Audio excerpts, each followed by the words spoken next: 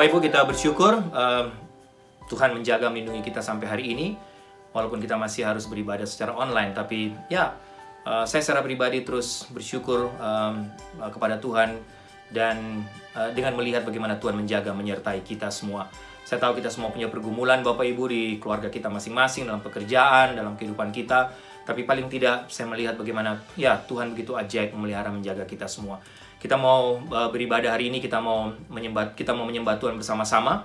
Sekali lagi walaupun di rumah, kita mau mendengarkan firman Tuhan, dan doa saya ibadah hari ini, pujian penyembahan hari ini kembali menjadi berkat, menguatkan kita lewat lagu-lagu yang dinaikkan, dinyanyikan bersama, lewat firman Tuhan yang disampaikan hari ini. Sebelum kita mulai, mari kita tundukkan kepala, kita berdoa. Tuhan, kami bersyukur sekali lagi, terima kasih untuk perlindungan penyertaan-Mu buat kami, buat keluarga kami masing-masing. Hamba tahu tiap-tiap kami punya pergumulan, apalagi dengan masa-masa COVID-19. Sekarang ini 4 bulan kami di rumah, mungkin ada yang kehilangan pekerjaan, ada yang dikurangi jam, bahkan ada juga mungkin yang sakit, yang stres, yang depresi. Tapi Tuhan, hamba bersyukur karena begitu ajaib Engkau tetap melindungi, menjaga, membuktikan pemeliharaan buat kami sampai detik ini, sampai hari ini. Terima kasih Tuhan, kami sungguh-sungguh bersyukur untuk itu. Dan terima kasih hari ini, juga walaupun kami masih harus beribadah secara online, di rumah masing-masing kami bersyukur karena kami masih punya waktu untuk duduk diam, mendengarkan suara-Mu, mendengarkan firman-Mu, memuji Tuhan, menyembah Tuhan bersama. Kami bersyukur, terima kasih untuk semua fasilitas yang ada. Terima kasih untuk semua orang-orang yang juga tetap setia untuk melayani kami. Kami mendengar dan melihat, menyaksikan ada begitu banyak gereja, jemaat di berbagai tempat, di Indonesia khususnya, di berbagai kota, bahkan sampai ke pedalaman yang tidak bisa beribadah selama 4 bulan karena mereka tidak punya fasilitas seperti kami. Tapi kami bersyukur untuk itu Tuhan, dan ajarlah kami untuk menghargainya. Kami mau menyerahkan semua ibadah hari ini kepada Tuhan, mulai awal pertengahan hingga akhirnya. Tuhan hadir di sini dalam ruangan ini.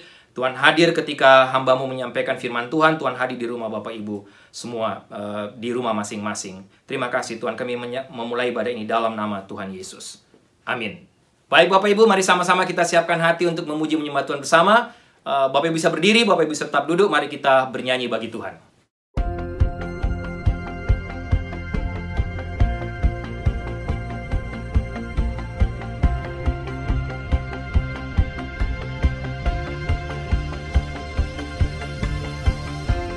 If I told you my story, you would hear hope that wouldn't let go. If I told you my story, you would hear love that never gave up. And if I told you my story, you would hear life, but it wasn't mine. If I should speak, then let it be of the grace that is greater than all my sin, of when justice was served and where mercy wins, of the kindness of Jesus that draws me in. Oh, to tell you my story is to tell of you.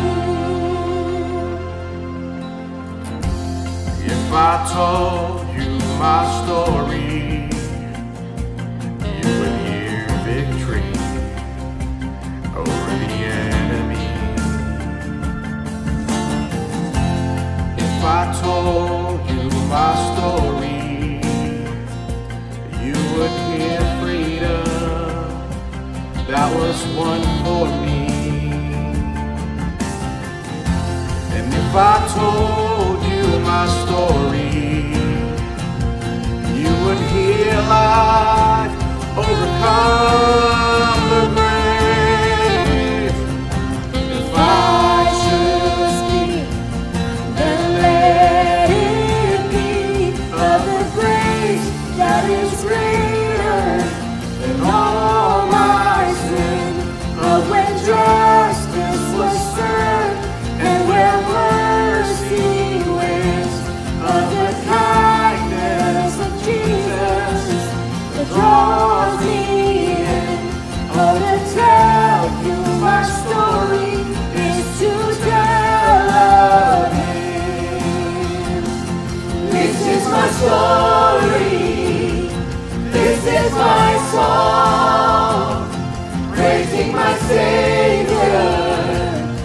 all the day long. This is my story. This is my song. Praising my Savior all the day long. Of the grace that is greater than all my sin, of when justice was served and when mercy wins, of the kindness of Jesus that draws me in. Oh, to tell you my story is to tell of the grace that is greater than all my sin, of when justice was served and when mercy wins, of the kindness of Jesus that draws me in. Oh, to tell you my story is to tell of Him. Yes, to tell you my story is to tell of Him. This is my story. This is my song. Praising my Savior all the day long.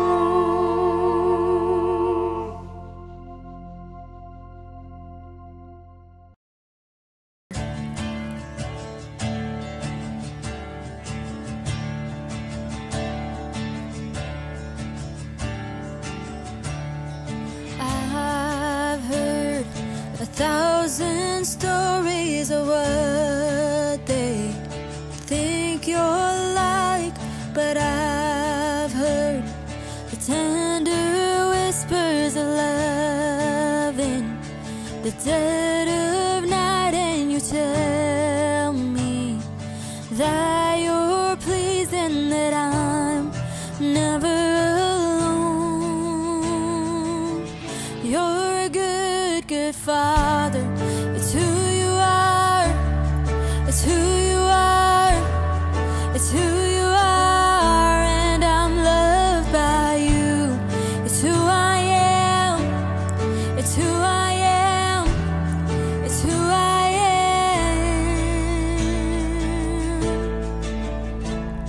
Oh, I've seen many searching for answers far and wide, but I know we're all searching for answers. Only you provide, 'cause you know just what we need before we say a word. You're a good, good Father. It's who you are. It's who you are. It's who you are, and I'm loved by you. It's who I am. It's who I am. It's who I am. You are perfect in all of your ways. You are perfect in all of your ways. You are perfect in all of your ways to us. You're a perfect God. You are perfect in all of your ways. You're so perfect in all of your ways. You are perfect in all of your ways to us. Oh, it's love so undeniable. I can hardly speak. Peace so unexplainable. I can hardly think as you call me. Deeper still as you call me. Deeper still as you call me. Deeper still into love, love, love. You're a good, good Father. It's who you are. It's who you are. It's who you are,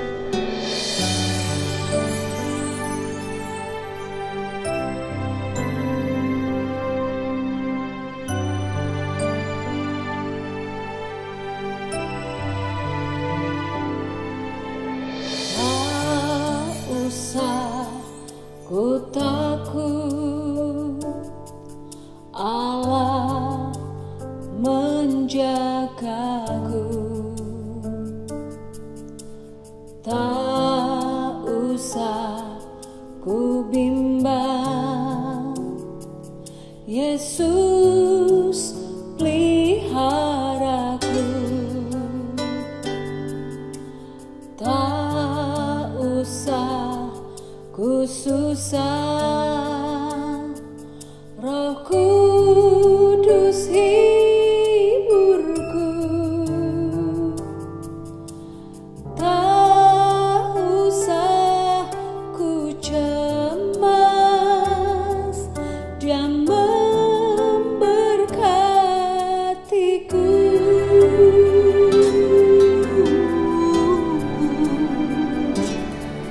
El Shaddai,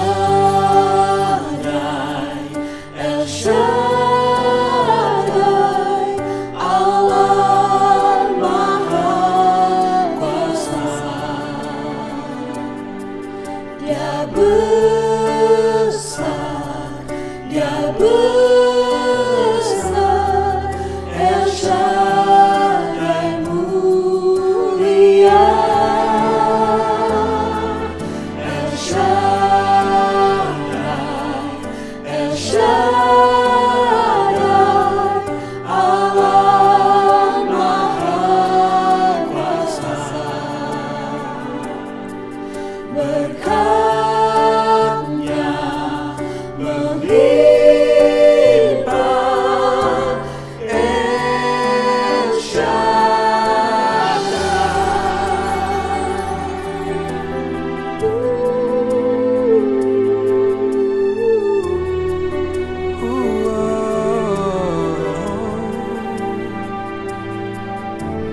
Tak usah kau takut, Allah menjagamu. Tak usah kau bimbang, Yesus peliharamu. Tak usah kau susah, Roh Kudus hiburmu. Tak usah kau cemas, Dia memberkatimu.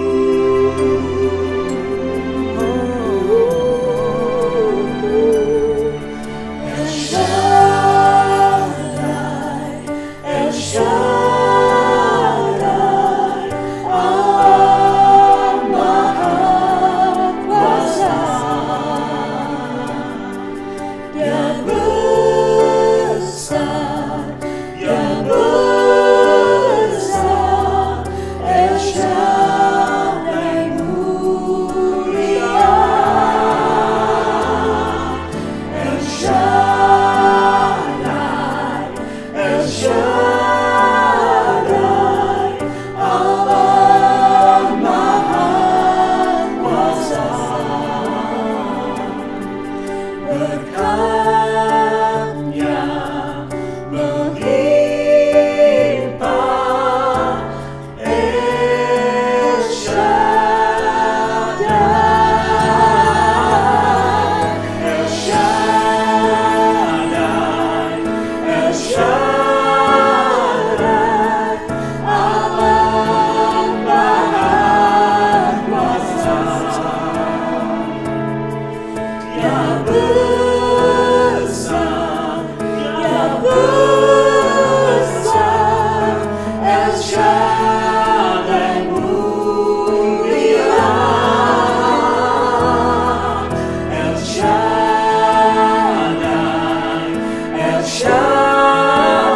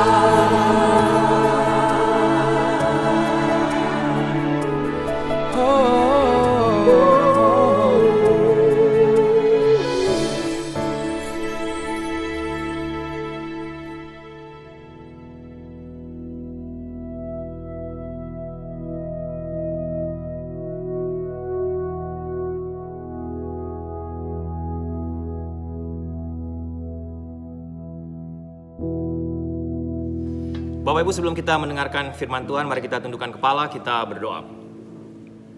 Tuhan, kami bersyukur karena hari ini walaupun masih dalam suasana online, kami masih harus beribadah secara online, mendengarkan firman Tuhan secara online, tapi hamba percaya Engkau ada di sini, Engkau hadir di sini, Engkau hadir juga di tiap ruangan, rumah dari Bapak Ibu yang sedang mendengarkan firman-Mu. Kami berdoa kiranya Tuhan berkati hamba yang menyampaikan firman Tuhan, supaya hamba menyampaikan dengan kekuatan dan urapan dari Tuhan, sehingga firman Tuhan yang hamba sampaikan hari ini yang sudah menjadi berkat buat hamba juga bisa memberkati Bapak Ibu yang mendengarkan, semua Bapak Ibu saudara-saudara yang mendengarkan firman Tuhan hari ini. Berkati juga mereka semua supaya mereka dengan hati yang terbuka di hadapan Tuhan, hati yang bersih dengan segala kerendahan hati, tidak saja mau mendengarkan firman-Mu, tapi juga mau melakukan dan melaksanakannya dalam hidup mereka tiap-tiap hari. Terima kasih Tuhan, berfirmanlah, bersabdalah, karena kami sudah siap untuk mendengarkan firman-Mu. Dalam nama Tuhan Yesus kami berdoa. Amin. Ya, Bapak Ibu, hari ini kita masih melanjutkan seri khotbah tentang pelajaran hidup. Dan hari ini saya mau menyampaikan firman Tuhan dengan topik kehendak Allah dan tanggung jawab kita. Semua kita pasti mengenal yang namanya Billy Graham.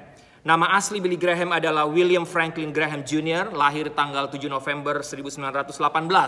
Beliau adalah seorang penginjil Amerika, seorang tokoh Kristen evangelical terkemuka, dan seorang pendeta dari Southern Baptist yang ditahbiskan, yang kemudian menjadi terkenal secara internasional pada akhir 1940-an. Salah satu penulis biografinya telah menempatkan Billy Graham di antara pemimpin Kristen yang paling berpengaruh pada abad ke-20.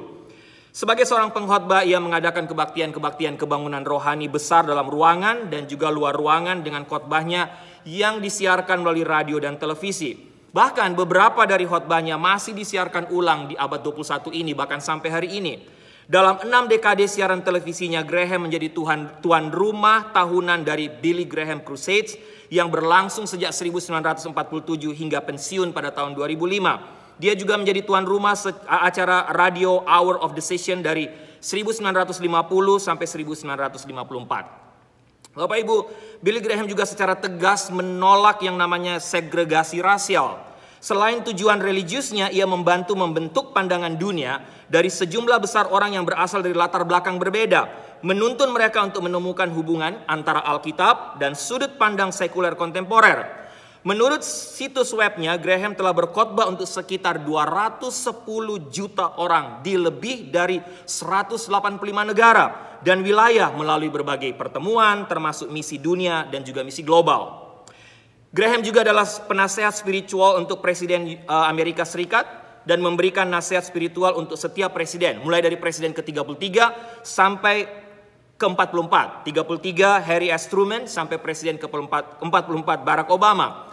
Dia sangat dekat dengan Dwight Eisenhower, Lyndon Johnson. Bahkan Lyndon Johnson menjadi salah satu teman terdekat dari Billy Graham dan Richard Nixon.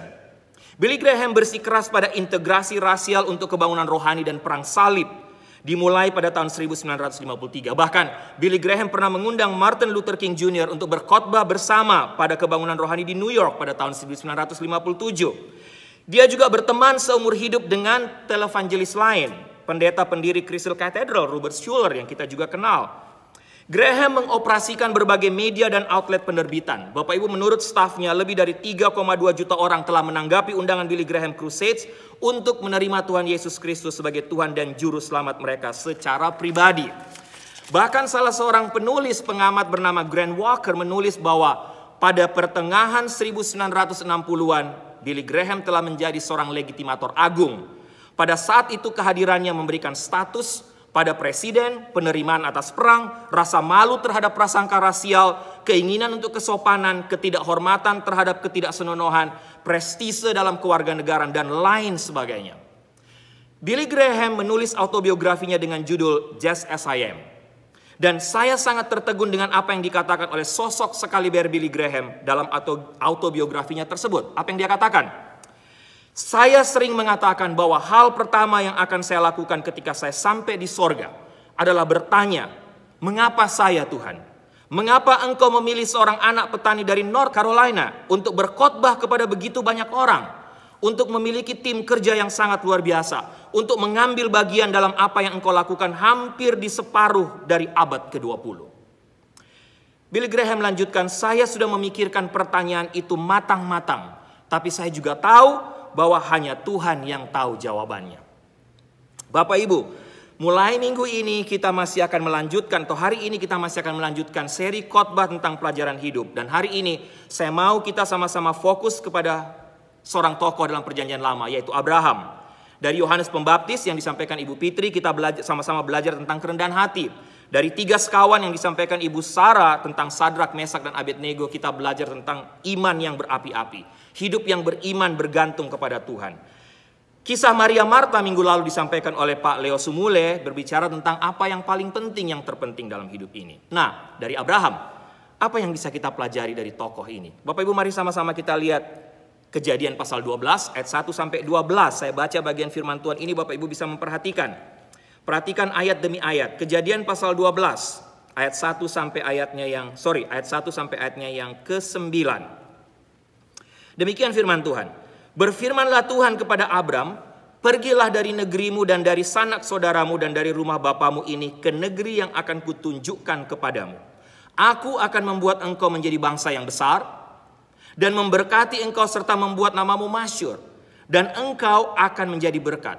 Aku akan memberkati orang-orang yang memberkati engkau dan mengutuk orang-orang yang mengutuk engkau. Dan olehmu semua kaum di muka bumi akan mendapat berkat. Ayat 4. Lalu pergilah Abram seperti yang difirmankan Tuhan kepadanya, dan Lot pun ikut bersama-sama dengan dia. Abram berumur 75 tahun ketika ia berangkat dari Haran.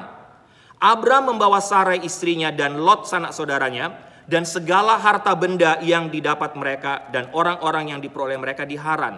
Mereka berangkat ke tanah Kanaan lalu sampai di situ. Abram berjalan melalui negeri itu sampai ke suatu tempat dekat Sikem, yakni pohon tarbantin dekat More. Waktu itu orang Kanaan diam di negeri itu. Ayat 7. Ketika itu Tuhan menampakkan diri kepada Abram dan berfirman, aku akan memberikan negeri ini kepada keturunanmu. Maka didirikannya di situ mezbah bagi Tuhan yang telah menampakkan diri kepadanya. Kemudian ia pindah dari situ ke pegunungan di sebelah timur Betel. Ia memasang kemahnya dengan Betel di sebelah barat dan Ai di sebelah timur. Lalu ia mendirikan di situ mezbah bagi Tuhan dan memanggil nama Tuhan. Ayat 9. Sesudah itu Abram berangkat dan makin jauh ia berjalan ke tanah Negeb. Bapak Ibu, apa yang dapat kita pelajari sekali lagi dari hidup Abraham? Tentunya kita perlu mengenal siapa Abraham terlebih dahulu. Abraham adalah penduduk asli dari Kasdim dan keturunan atau generasi ke-9 dari Sem, putra Nuh. Nama ayahnya adalah Terah. Dia lahir di tanah Ur, kira-kira tahun 2161 sebelum Masehi. Ia dikenal sebagai bapak orang beriman. Bahkan Roma pasal 4 ayat 16 katakan, jadi janji itu diterima oleh iman. Itu diberikan sebagai hadiah gratis kepada Abraham. Dan kita semua juga menerimanya. Apakah kita hidup sesuai dengan hukum Musa atau tidak? Jika kita memiliki iman seperti Abraham, kita memiliki iman yang sama. Karena Abraham adalah bapa semua orang yang percaya, maka kita pun dapat disebut sebagai orang percaya ketika kita punya iman yang sama seperti Abraham. Kehidupan Abraham, Bapak Ibu, dari panggilannya sampai kepada kematiannya paling tidak terdiri dari 4 periode. Yang pertama panggilan Abraham, yang kedua janji Tuhan kepada Abraham, yang ketiga perjanjian Tuhan, dan yang keempat ujian. Tapi hari ini saya akan sama-sama fokus kepada periode pertama dari hidup Abraham, yaitu tentang panggilannya. Tentang panggilan Abraham dari Kejadian 12 ayat 1 sampai 9 tadi. Ada 4 pelajaran rohani Bapak Ibu yang ingin saya share paling tidak kepada kita hari ini. Yang pertama, tentang apa yang Allah lakukan untuk kita. Yang kedua, tentang tanggung jawab kita kepada Allah. Yang ketiga, bagaimana tanggapan kita terhadap tantangan Allah. Dan yang keempat, bagaimana reaksi kita, respon kita terhadap panggilan dan janji-janjinya. Semuanya dari Kejadian pasal 12, semuanya dari periode pertama hidup Abraham, yaitu ketika Tuhan atau Allah memanggil Abraham. Mari kita lihat sama-sama. Yang pertama, Apa yang Allah lakukan untuk kita? Bapak Ibu bisa lihat dalam ayat 2 sampai ayat yang ketiga. Terdiri dari dua bagian yang ingin saya share kepada Bapak Ibu. Yang pertama, belajar dari panggilan Tuhan, panggilan Allah dan janji Allah kepada Abraham. Mungkin Bapak Ibu kita sering mendengar tentang Tuhan yang disebut sebagai the great I am atau pribadi terhebat. Tetapi ada nama lain menurut saya yang dapat kita berikan juga kepada Allah atau dapat kita gunakan ketika kita merujuk kepada pribadi Allah. Yaitu the great I will atau kehendak yang terhebat. Ini berbicara tentang kehendak Allah yang mungkin paling hebat, yang terhebat selama ini. Di sini kita melihat bahwa Allah memanggil Abraham untuk meninggalkan kehidupannya yang kosong, yang hampa, untuk menerima kehidupan yang penuh berkat. Bapak Ibu perhatikan, lihat dalam kisah Abraham, panggilan Allah kepada pribadi Abraham berdampak terhadap bagaimana Abraham akhirnya menjadi berkat. Tidak saja bagi keluarganya, tidak saja bagi semua sanak saudaranya, tapi berkat Abraham itu beralih atau menjadi berkat secara nasional, secara universal, secara global. Sampai detik ini. Berkat dari panggilan Tuhan juga Bapak Ibu terlihat dalam seluruh kehidupan Abraham. Allah memberkati Abraham dan membuat keturunan Abraham menjadi bangsa yang besar.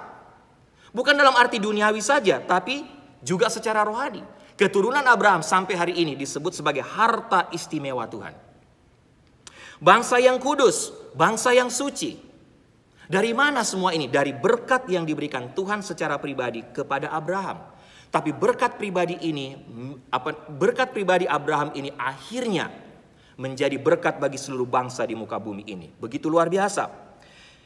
Bapak Ibu, jika Abraham, Alkitab katakan jika Abraham menanggapi undangan atau panggilan Allah, Tuhan jelas mengatakan kepadanya, aku akan menjadikan engkau bangsa yang besar. Aku akan memberkati engkau, akan membuatmu terkenal. Aku akan membuat engkau menjadi berkat bagi orang lain. Panggilan Allah kepada Abraham diakhiri dengan pernyataan bersyarat Bapak Ibu. Dan salah satu kata terpenting dalam seluruh Alkitab menurut saya, yang sering kali kita abaikan adalah kata jika. Jika kita melakukan ini, maka Tuhan akan melakukan itu. Bapak Ibu, ini poin penting.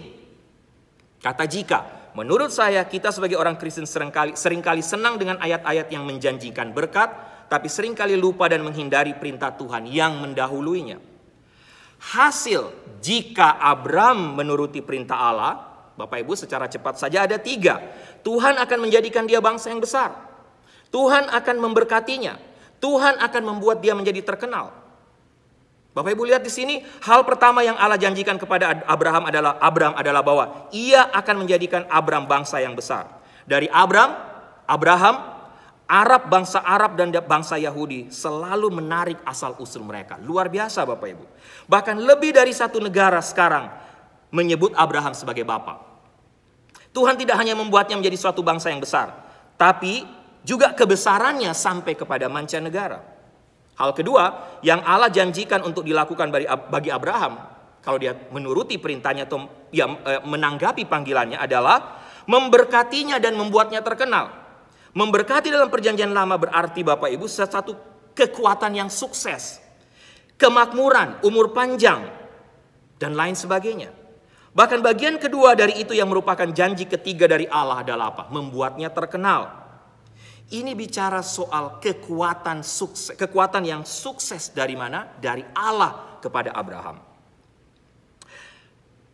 Janji ketiga dari Allah adalah membuat Abraham menjadi terkenal. Penghormatan dari jutaan penganut 3 agama monistik sekarang membuktikan janji ini Bapak Ibu. Sekali lagi, penghormatan dari jutaan penganut 3 agama monoteistik terbesar yaitu Kristen, Yudaisme, dan Islam merupakan bukti dari pemenuhan dari janji Tuhan ini kepada Abraham. Akhir dari ayat 2, Bapak Ibu, kalau Bapak Ibu perhatikan, itu sebenarnya bukanlah bagian dari berkat, tapi sebenarnya adalah sebuah perintah, sebuah fakta yang sering terlewatkan dalam bahasa Inggris. Perintahnya adalah menjadi berkat. Ini perintah, harus menjadi berkat. Allah memanggil dan memberkati Abraham dengan perintah untuk menjadi berkat. Nah, menurut saya pelajaran penting untuk kita dalam bagian ini Bapak Ibu, Tuhan ada 2 hal paling tidak. Tuhan tidak memberkati kita sehingga kita dapat menyombongkan tentang betapa diberkatinya kita. Tetapi sebaliknya, kita dapat menjadi berkat bagi orang lain. Allah mengilustrasikan ini dengan memberitahu Abraham bahwa dia tidak hanya akan memberkatinya, tapi dia juga akan memberkati orang lain melalui Abraham. Dalam ayat 3, Tuhan berkata kepada Abraham, "Aku akan memberkati mereka yang memberkatimu dan mengutuk mereka yang memperlakukanmu dengan hina atau yang mengutukmu. Semua keluarga di bumi akan diberkati melalui dirimu." Kata-kata dari ayat 3 menunjukkan satu tekad Tuhan, janji Tuhan untuk menolong Abraham untuk menjadi berkat yang telah diperintahkan kepadanya. Yang kedua, ketika Tuhan memberkati seseorang, Bapak Ibu, ketika Tuhan memberkati kita, Tuhan juga menempatkan kita atau orang itu di bawah perawatan dan perlindungan Tuhan sendiri. Tetapi orang yang menolak janji itu sebaliknya. Orang yang menolak janji itu akan terus mendapatkan, tetapi orang yang menolak janji itu akan terus mencaci, mengejek, menghina orang yang diberkati Tuhan. Kira-kira seperti itu. Maka Tuhan sendiri juga yang akan bertindak dan mengutuk mereka dengan menempatkan mereka di bawah penghakiman ilahi. Yang memberkati Abraham akan diberkati oleh Tuhan. Yang mencaci, mengejek Abraham, bahkan keturunan Abraham, janji Tuhan, mereka akan berada di bawah penghakiman ilahi. Yang kedua dalam bagian ini, Bapak Ibu, bicara soal penggenapan janji Tuhan untuk Abraham. Ada sebuah ilustrasi, Bapak Ibu, yang saya baca. Seorang pengusaha kaya, dia terbaring di ranjang rumah sakit karena sakit keras. Kemudian pendetanya atau pendetanya datang untuk mengunjungi dan berbicara kepada dia tentang kuasa Tuhan untuk menyembuhkan dia. Pendeta tadi berdoa bagi jemaat ini, dan ketika pengkhotbah itu selesai berdoa untuk kesembuhannya, pengusaha itu berkata kepada sang pendeta, "Pak Pendeta, jika Tuhan menyembuhkan saya akan memberi gereja 1 juta US dollar." Bapak Ibu, ajaibnya adalah apa? Pengusaha itu menjadi lebih baik dan beberapa minggu setelah itu dia keluar dari rumah sakit dan dia sembuh. Beberapa bulan kemudian, pendeta atau pengkhotbah yang mendoakan jemaat tadi bertemu kembali dengan dia di sebuah tempat. Kemudian dia bertemu dan pendeta ini mencoba untuk menyapa dan mengingatkan dia. "Bapak, Anda tahu ketika Anda berada di rumah sakit beberapa bulan yang lalu ketika Anda sekarat, Anda berjanji untuk memberikan gereja 1 juta US dollar kalau Anda mengalami kesembuhan, kalau Anda sehat. Dan maaf, tapi kami belum menerimanya sampai hari ini." Bapak Ibu, kemudian sang pengusaha itu menjawab, "Oh, maaf, apakah benar ya? Apa memang saya pernah mengatakan itu?" Kemudian pendeta tadi, "Iya benar Pak, Bapak sendiri yang mengatakan waktu Bapak berada di ranjang rumah sakit."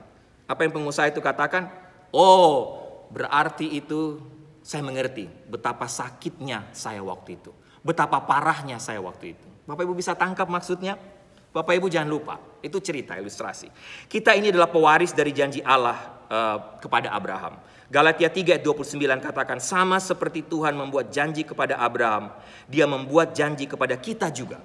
Sama seperti Allah menggenapi janji kepada Abraham, Dia juga akan menggenapi janjinya kepada Bapak Ibu, Saudara dan saya. Ini satu janji Tuhan yang sangat luar biasa, Bapak Ibu. Kita semua dapat mengandalkan janji-janji Tuhan. Karena apa? Karena Allah telah membuktikannya juga melalui diri Tuhan Yesus yang telah membayar harganya. Mati di atas kayu salib buat Bapak Ibu dan saya. Janji-janji Allah itu setia karena Yesus setia. Namun untuk melepaskan berkat Tuhan itu membutuhkan sesuatu dari pihak kita, Bapak Ibu. Itu bagian kedua yang akan saya share kepada Bapak Ibu. Tanggung jawab kita kepada Allah. Bapak Ibu lihat ayat 1. Terdiri dari dua bagian juga. Yang pertama menarik kata tinggalkan. Bapak Ibu, ingat semua janji Tuhan membutuhkan tanggapan tegas dari kita untuk melepaskan berkat Tuhan yang dijanjikan Tuhan. Misalnya contoh, Maliaki 3 ayat 10. Semua kita tahu, bawalah seluruh persembahan persepuluhan itu ke dalam rumah perbendaharaan supaya ada persediaan makanan di rumahku. Dan ujilah aku, firman Tuhan semesta alam, apakah aku tidak membukakan bagimu tingkap-tingkap langit dan mencurahkan berkat kepadamu sampai berkelimpahan. Sekali lagi Bapak Ibu ingat, saya sampaikan tadi, salah satu kata yang paling penting dalam seluruh Alkitab, jika. Ini mungkin tampak seperti kata kecil bagi kita. Sepertinya tidak ada arti. Tapi bagi Allah ketika bicara soal janji-janjinya, kata yang sangat penting. Ini sangat krusial. Ini sangat besar artinya Bapak Ibu. Apa maksudnya? Banyak janji Tuhan disajikan seperti ini dalam Alkitab. Jika Anda atau jika kita melakukan ini, maka Tuhan saya akan melakukan itu. Hal yang sama berlaku bagi perjanjian Allah dengan Abraham. Jika Abraham ingin menerima janji-janji Allah, ia harus bersedia mematuhi, mentaati semua perintah Allah. Sekali lagi, dalam perjanjian lama, perjanjian atau kata berit dalam bahasa Ibrani adalah dasar dari satu hubungan sosial. Ini mungkin mewakili perjanjian antar negara atau semacam kontrak bisnis atau konstitusi nasional. Dalam setiap kasus ini merupakan satu perjanjian yang mengikat Bapak Ibu ketika dipakai kata berit. Ini bicara soal komitmen yang tegas yang harus dihormati dengan setia oleh semua yang menerima perjanjian ini. Di ayat 1 kita membaca, Tuhan telah berkata kepada Abram, tinggalkan negeri asalmu, kerabatmu, keluarga ayahmu, dan pergi ke tanah yang aku tunjukkan kepadamu. 3 ayat pertama dari pasal 12 berisi 2 perintah yang diikuti dengan janji atau berkat jika kita mengikuti perintah itu. Sehingga Bapak Ibu, perhatikan, perintah pertama adalah tinggalkan dan diikuti oleh 3 janji jika Abram mematuhi perintah. Ini bukan perintah asal saja Bapak Ibu, bukan hanya sekedar perintah, tapi ini sebuah desakan Tuhan atau sebuah undangan Tuhan yang lahir dari hati Allah yang penuh kasih. Panggilan ini tidak bisa dipisahkan. Panggilan untuk keluar dari hidup yang lama, panggilan untuk keluar dari kehidupan penyembahan berhala dari kehidupan yang lama. Tapi panggilan Allah kepada Abraham untuk meninggalkan tanahnya, ini juga berbicara soal pemisahan dari penyembahan berhala dalam tanah Ur Kasdim di mana Abraham tinggal waktu itu. Dan Abram harus belajar untuk mempercayai semua perintah Tuhan ini. Apa yang Allah tanyakan kepada Abraham tidak mudah, tapi itu perlu jika Abraham mau menerima semua janji-janji itu. Kira-kira seperti itu Bapak Ibu pengertian dari bagian ini. Yang pasti kalau Bapak Ibu lihat kehidupan Abraham sudah mapan. Abraham berusia sekitar 75 tahun waktu itu ketika Tuhan memintanya untuk pergi dari Ur Kasdim. Dia mungkin sudah menetap dalam satu kehidupan di mana dalam usia seperti itu hidupnya sudah mapan, sudah makin baik, keluarganya juga sudah tercukupi. Tapi Bapak Ibu, dalam situasi seperti ini, dalam posisi di mana hidupnya sudah mapan, secara pribadi mungkin, secara keluarga, bahkan mungkin secara bisnis pada waktu itu, disitulah Tuhan meminta Abraham untuk meninggalkan semuanya. Meninggalkan kehidupan yang sudah pernah dia lalui sampai saat itu. Dia diminta untuk meninggalkan satu-satunya rumah mungkin yang pernah dia tahu atau pernah dia kenal. Dia diminta untuk meninggalkan satu-satunya keluarga yang dia kenal. Tapi Bapak Ibu sekali lagi, seperti yang terjadi pada Tuhan, Tuhan juga menawarkan Abraham untuk sesuatu yang lebih baik. Tuhan meminta Abraham untuk meninggalkan kota asalnya, negeri asalnya, meninggalkan sanak saudaranya, meninggalkan harta bendanya. Tapi jangan lupa, Tuhan punya sesuatu yang baik. Dia berjanji akan menjadikan Abraham menjadi seorang ayah yang nantinya memiliki anak sendiri yang kemudian akan menjadi bangsa yang besar. Dia berjanji untuk membuat Abraham terkenal. Dan Bapak Ibu seperti yang kita lihat, Allah juga menjanjikan tanah untuk keturunan Abraham. Bukan hanya Abraham saja yang sudah saya singgung tadi dalam bagian pertama. Allah berjanji untuk melindungi Abraham. Memberkati mereka yang memberkati Abraham. Dan mengutuk mereka yang memperlakukan Abraham dengan hina. Bukankah ini satu janji yang luar biasa Bapak Ibu? Saya ingat satu cerita, ada seorang wanita. Cerita ini menceritakan bahwa wanita ini sedang mengandung dalam 9 bulan dan sedang menunggu waktu untuk melahirkan Bapak Ibu. Satu waktu wanita ini merasa bahwa ini sudah waktunya ini. Ini waktunya dia harus segera pergi ke rumah sakit karena ini waktu untuk melahirkan. Dia membangunkan suaminya. Kemudian suaminya melompat dari tempat tidur karena istrinya bangunkan, ini cepat-cepat ini waktunya saya untuk melahirkan. Bapak Ibu suaminya lompat, tapi apa yang dilakukan sang suami? Suaminya duduk di pinggir tempat tidur dan dia berlutut dan dia berdoa. Bapak Ibu bisa bayangkan apa yang terjadi saat itu. Apa maksud saya dari cerita ini? Saat itu bukan waktunya. Ya, doa penting, berlutut untuk berdoa penting, tapi istrinya katakan, sayang, ini waktunya bukan berdoa. Waktunya untuk kita segera pergi. Kamu segera waktunya untuk mengantar saya ke rumah sakit. Berdoa penting. Tapi dalam kondisi pada waktu itu, seorang istri mau melahirkan, suami, apa yang harus dilakukan suami? Harusnya segera mengambil mobil, membawa istri ke mobil dan segera pergi ke rumah sakit. Bapak Ibu, Ini membawa kita kepada bagian yang kedua dari bagian ini. Yang pertama, tinggalkan kata Tuhan. Tapi kata tinggalkan harus diikuti dengan poin yang kedua. Mungkin tidak tersurat dalam Kejadian pasal 12, tapi saya rasa tersirat di situ. Setelah kita tinggalkan, kita harus menerima dia. Harus ada perubahan hidup. Harus ada ketaatan di dalamnya. Allah memulai perjanjian dengan kita dengan cara meminta kita untuk menerima dia. Ini jelas prinsip atau kebenaran ini. Yohanes 1:12. Tetapi bagi semua yang percaya kepadanya dan menerima dia, diberikan hak untuk menjadi anak-anak Allah. Kita tidak terikat perjanjian dengan Allah karena kita pergi ke gereja, Bapak Ibu. Kita tidak terikat perjanjian dengan Allah karena orang tua kita. Kita hanya terikat dengan Allah dalam perjanjian kita secara pribadi dengan Allah ketika kita meminta untuk menerima karunia keselamatannya. Sehingga menurut saya bagian kedua dari perjanjian kita dengan Allah adalah selain tinggalkan, tapi juga untuk berubah. Roma 12 ayat 2, jangan meniru perilaku dan kebiasaan dunia ini. Jangan menjadi serupa dengan dunia ini. Tapi mari sama-sama kita biarkan Tuhan mengubah kita untuk menjadi orang yang baru dengan cara berpikir yang baru. Setelah itu Bapak Ibu, baru kita bisa masuk kepada langkah yang berikut di mana kita belajar untuk mengenal kehendak Allah dalam hidup kita yang sempurna. Tuhan tidak memanggil kita, ingat, Tuhan tidak memanggil Bapak Ibu dan saya untuk melakukan perjanjian dengan dirinya sendiri hingga kita dapat tetap sama seperti yang dulu. Tuhan tidak memanggil kita dengan dirinya sendiri sehingga kita dapat pergi dengan cara kita sendiri dan melakukan apa yang kita inginkan. Tidak, Bapak Ibu. Tuhan memanggil kita untuk melakukan kehendaknya. Jangan lupa kalimat ini, jangan lupa kebenaran ini. Allah memanggil kita ke dalam perjanjiannya sehingga kita, Bapak Ibu dan saya, dapat menjadi lebih seperti dia. Untuk mengenal kehendaknya lebih baik tiap-tiap hari. Aspek ketiga dari perjanjian kita dengan Allah adalah menaatinya. Ingat, tinggalkan, ada perubahan hidup, tapi jangan lupa kita harus menaatinya. 1 Samuel 15:22 menegaskan, apa yang lebih menyenangkan bagi Tuhan? Korban bakaran dan korbanmu atau ketaatanmu terhadap suaranya? Bukan, mendengarkan suaranya. Ini yang jauh lebih penting. Kepatuhan kita terhadap suara Tuhan, terhadap kehendak Tuhan lebih baik daripada pengorbanan. Dan penyerahan kita akan lebih baik daripada ketika kita mempersembahkan korban kepada Tuhan.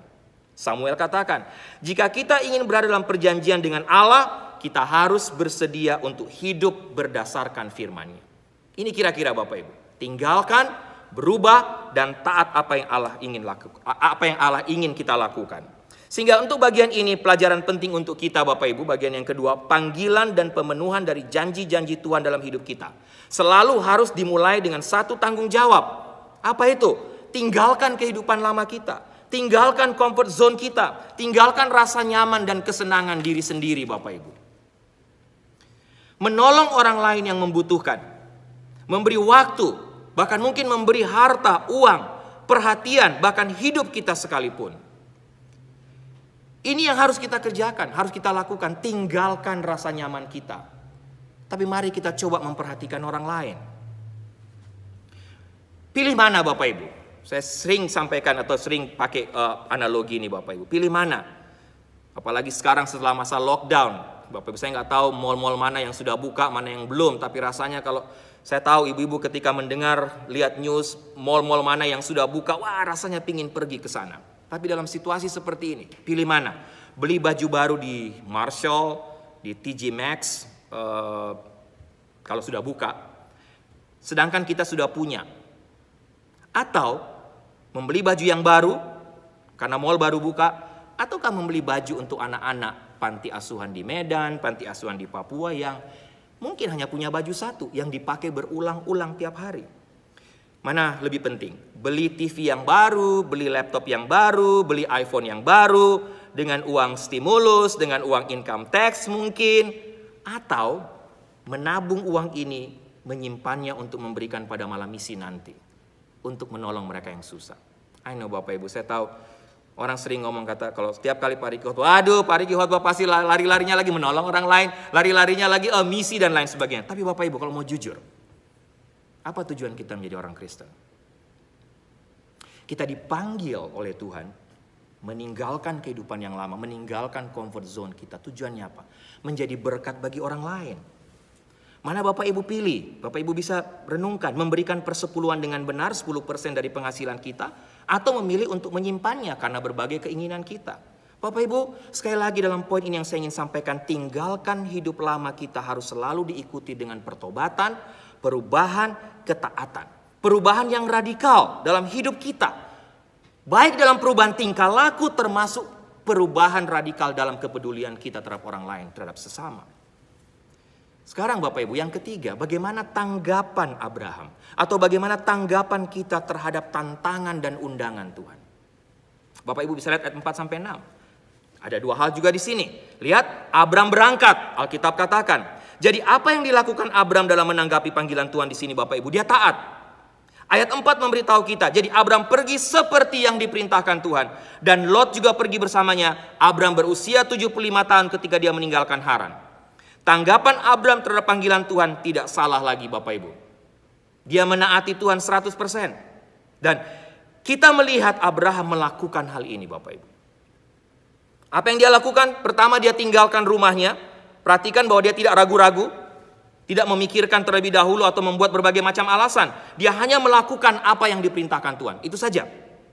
Ayat 5 mengatakan, ia membawa istrinya Sarai, keponakannya Lot, dan semua kekayaannya, ternaknya dan semua orang yang dibawa ke dalam keluarganya di Haran, dan pergi ke tanah Kanaan.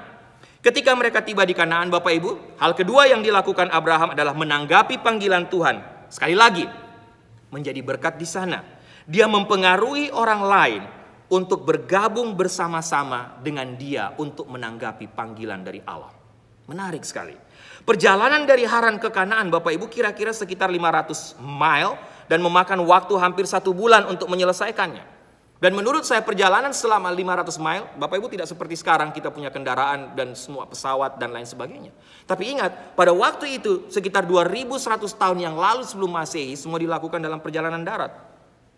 Dan bagi saya ini membutuhkan iman yang besar untuk melakukan perjalanan seperti itu. Makanya Ibrani 11 ayat 8 disebutkan karena iman itulah Abraham taat ketika Allah memanggilnya untuk meninggalkan rumah dan pergi ke negeri lain yang diberikan Allah kepadanya sebagai milik pusakanya. Lihat tanggapan Abraham gimana? Dia pergi, dia tinggalkan, dia langsung ambil keputusan untuk berangkat tinggalkan Ur Kasdim. Yang kedua, dalam bagian ini dia menanggapi dengan iman tentunya.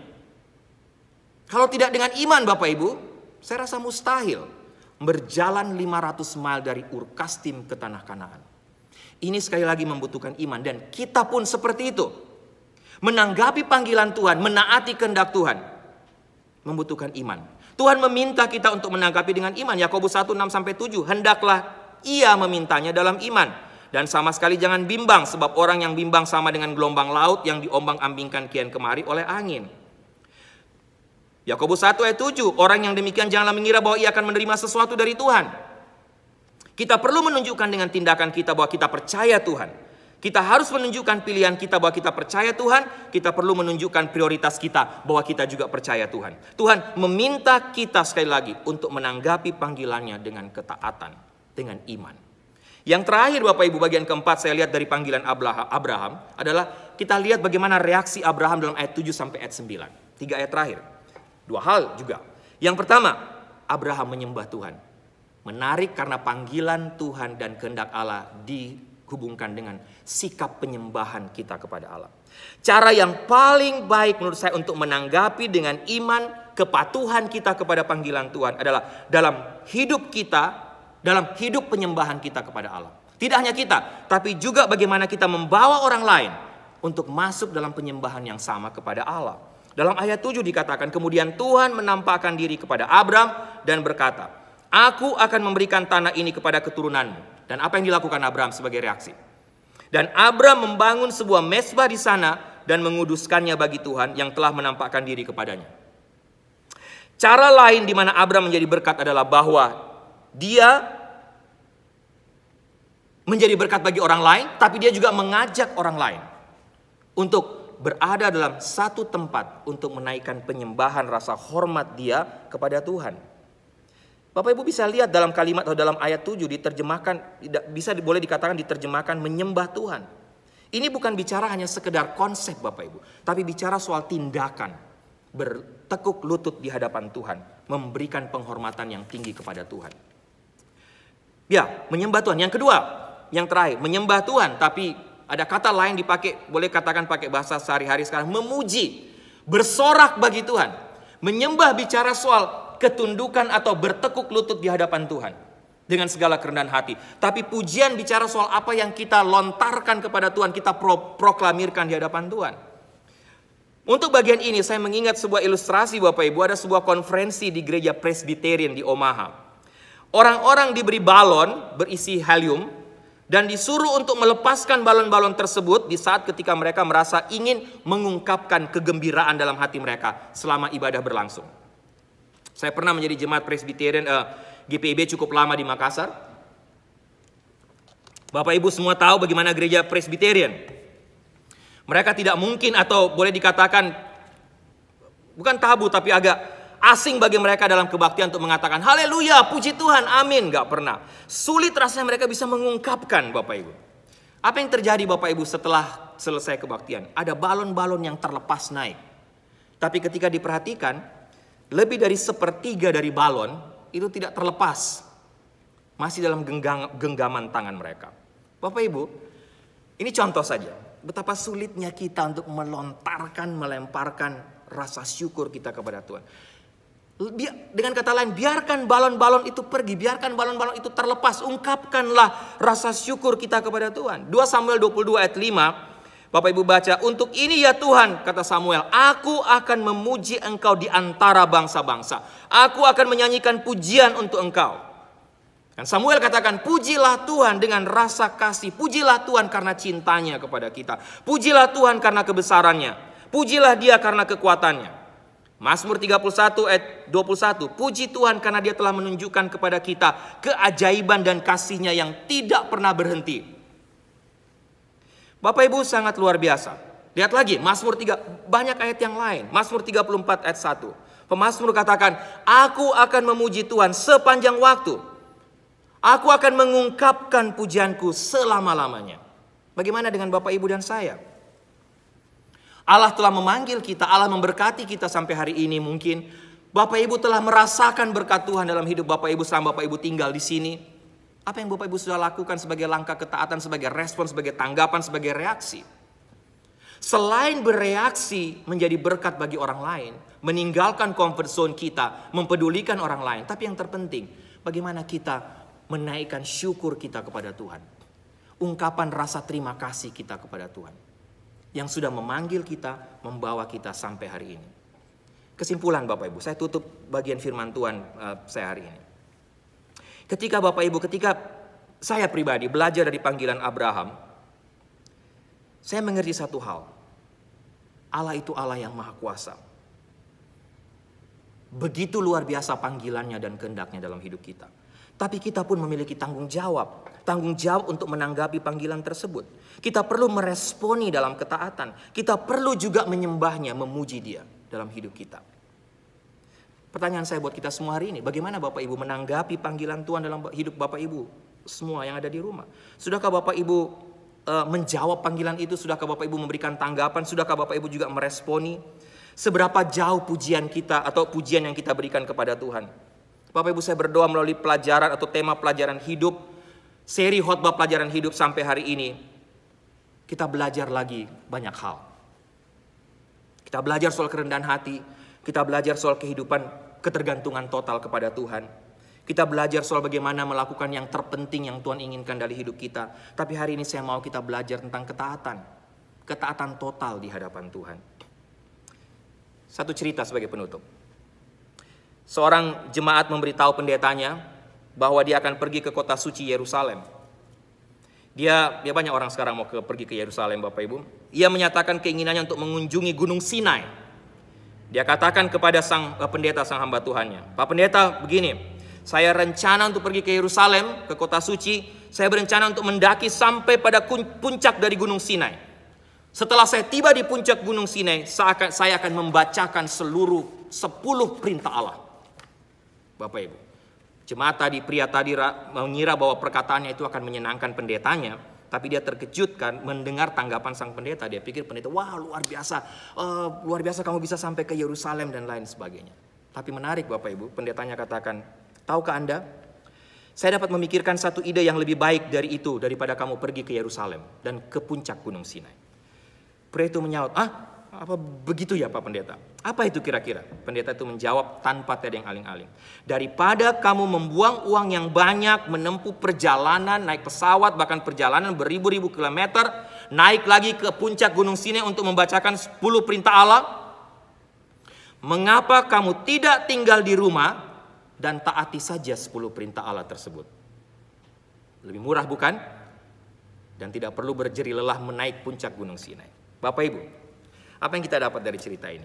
Ketaatan itu memang selalu harus dimulai di sini. Tidak perlu ke Yerusalem dan ke puncak Gunung Sinai. Tuhan juga seringkali melihat ketaatan kita kepada orang-orang Ia tempatkan di dekat kita. Jangan lupa ini. Ketaatan bukan hanya bicara soal pengambilan keputusan pindah dari Ur Kasdim ke Kanaan. Atau seperti saya pindah dari Sidoarjo ke Amerika. Memang ini keputusan besar. Tapi pertanyaan saya, bagaimana dengan ketaatan dalam kategori ini? Perhatikan. Ketaatan atau taat kepada orang tua. Taat kepada hamba Tuhan yang ditempatkan di tengah Bapak Ibu. Taat kepada suami. Taat kepada istri. Taat kepada pimpinan gereja. Bapak Ibu, ini juga ketaatan. Kalau mau lebih luas lagi, taat kepada setiap firman Tuhan yang kita baca. Mau taat kepada Alkitab atau kepada keputusan Supreme Court. Misalnya, kalau mau lebih luas. Mau taat kepada firman Allah atau kepada keputusan sinode gereja kita. Mau taat ketika Tuhan memanggil kita untuk menjadi misionaris atau tidak. Ini jauh lebih besar. Tapi ini semua ketaatan Bapak Ibu. Maukah kita taat ketika Tuhan meminta kita untuk memberi uang kita, harta kita, apa yang kita punya, yang kita terima saat ini, yang sebenarnya kalau mau disimpan, saya perlu untuk memberikan keinginan-keinginan saya. Tapi bagaimana ketika Tuhan memanggil, katakan, "Hei Ricky," atau "Hai semua Bapak Ibu, simpanlah uang itu. Hadiah ulang tahun kita, hadiah yang dari mana saya kita dapat uang kita?" Tapi Tuhan katakan, simpanlah itu, berikanlah kepada mereka yang miskin, yang membutuhkan, kepada mereka yang susah. Sanggupkah kita melakukan? Terserah Bapak Ibu mau melihat ketaatan dalam konteks apa, dalam kategori yang mana. Tapi jangan lupa, ketaatan mutlak kita kepada Tuhan selalu diakhiri, diimbangi dengan berkat Tuhan. Ketika kita tidak taat kepada apapun, kepada siapapun, selalu diakhiri dengan kutuk. Tapi ketika kita taat, Tuhan akan memberkati hidup kita. Amin. Mari kita berdoa, kita tundukkan kepala. Tuhan, kami bersyukur untuk firman-Mu tiap-tiap saat, tiap-tiap hari yang Kau berikan kepada kami. Terima kasih karena dalam waktu-waktu ini, dalam bulan-bulan ini kami belajar tentang seri khotbah tentang pelajaran hidup.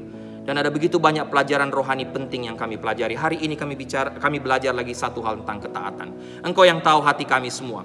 Engkau yang tahu hidup kami semua. Apakah memang kami sudah berada dalam ketaatan mutlak kepada Engkau dalam banyak hal, dalam berbagai aspek.